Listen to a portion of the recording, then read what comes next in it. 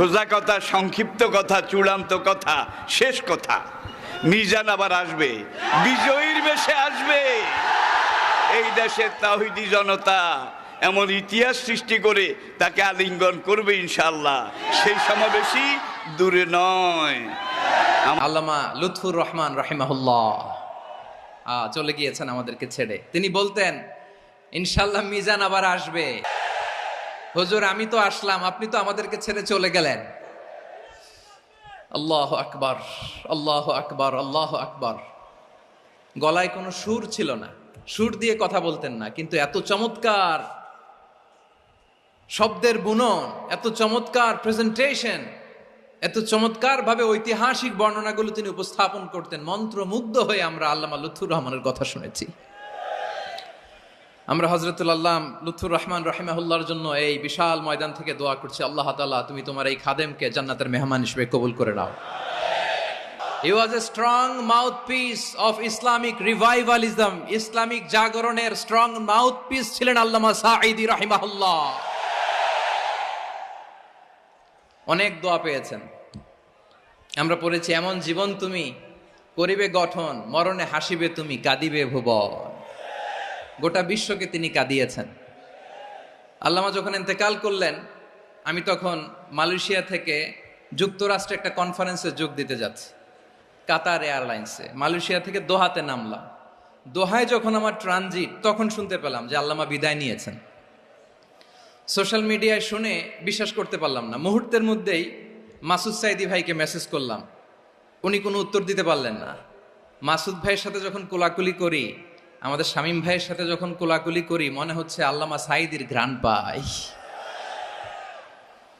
শরীরটা লিটারালি কাঁপছিল, নিজেকে মানাতে পারছিলাম না, বিশ্বাস করতে পারছিলাম না যে আসলে আল্লামা বিদায় নিয়েছেন। ইন দ্য মিন টাইম আমার সেকেন্ড ফ্লাইট, দোহা টু নিউ ইয়র্ক, 12 ঘন্টার ফ্লাইটে উঠলাম। ইন্টারনেট থেকে বিচ্ছিন্ন হলাম। নামার পরে শুনলাম আল্লাহু আকবার, যেখানে ওনাকে কবরস্থ করার কথা ছিল সেখানেও কবর দিতে দেয়া হয় নাই। ছবিগুলো দেখতে লাগলাম, হাসিমাখা মুখ, হাসিমাখা নিথর দেহটা, মরণে হাসিবে তুমি, কাঁদিবে ভুবন। From east to west, from north to south, the entire globe, গোটা বিশ্ব ওনার জন্য কেঁদেছে, গোটা বিশ্ব কেঁদেছে। কাবার গিলাফ ধরে ধরে মানুষ চিৎকার করেছে। এর চেয়ে শ্রেষ্ঠ মৃত্যুকার হতে পারে? আমাদের আল্লামার আর কি পাওয়ার ছিল বলেন? আর কি পাওয়ার ছিল? কুল্লু নাফসিন যায়িকাতুল মাউত, যারাই দুনিয়াতে আসবে তারা ইন্তেকাল করবে, এটা আমরা মেনে নেই, এটা আমরা জানি।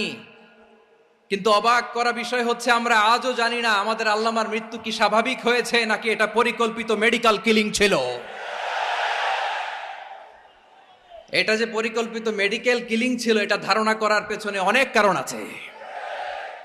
তিনি আধিপত্যবাদের বিরুদ্ধে সোচ্চার ছিলেন, ফ্যাসিবাদের বিরুদ্ধে সোচ্চার ছিলেন, রাজনৈতিক প্রতিহিংসার শিকার ছিলেন। এজন্য এটা মেডিকেল কিলিং হতে পারে, এ ধারণা আমরা করতেই পারি। আওয়াজ করে বলেন ঠিক কি না?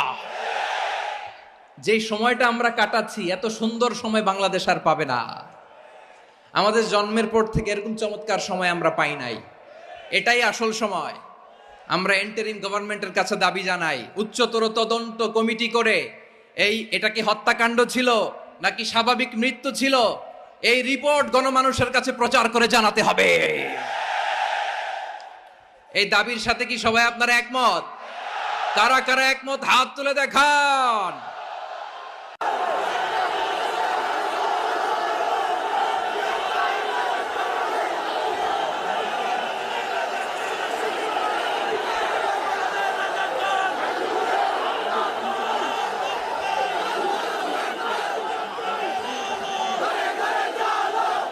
প্রিয় চট্টলাবাসী, আল্লাহ তাআলা তার এই মুখলেস গোলামকে তার জান্নাতুল ফেরদাউসের মেহমান হিসেবে কবুল করুক, তার জীবনের সকল খেদমাগুলোকে কবুল করুক, জান্নাতুল ফেরদাউসের আলা মাকামে তাকে মেহমান হিসেবে কবুল করুক।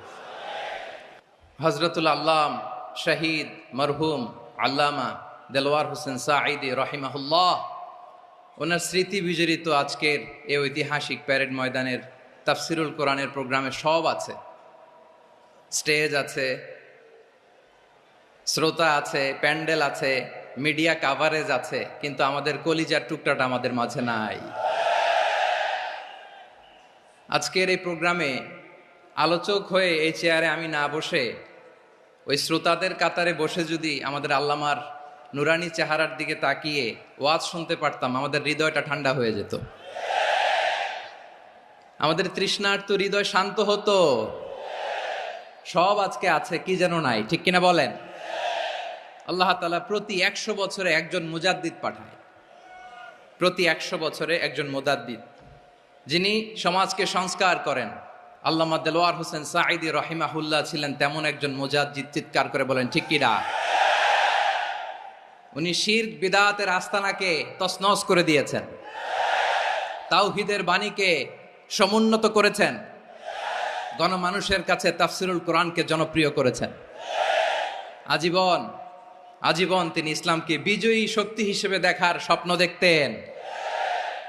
এত প্রাঞ্জল ভাষা, এত চমৎকার আধুনিক প্রেজেন্টেশন, গণমানুষের কাছে কোরআনের তাফসিরকে এভাবে জনপ্রিয় করে তোলার মতো ব্যক্তিত্ব আল্লামা সাঈদী ছাড়া দ্বিতীয় কেউ এই বাংলার ভূখণ্ডে নাই। এই যে তাফসিরুল কোরআন, এই যে টার্মিনোলজি, এই টার্মটাই উনি আসলে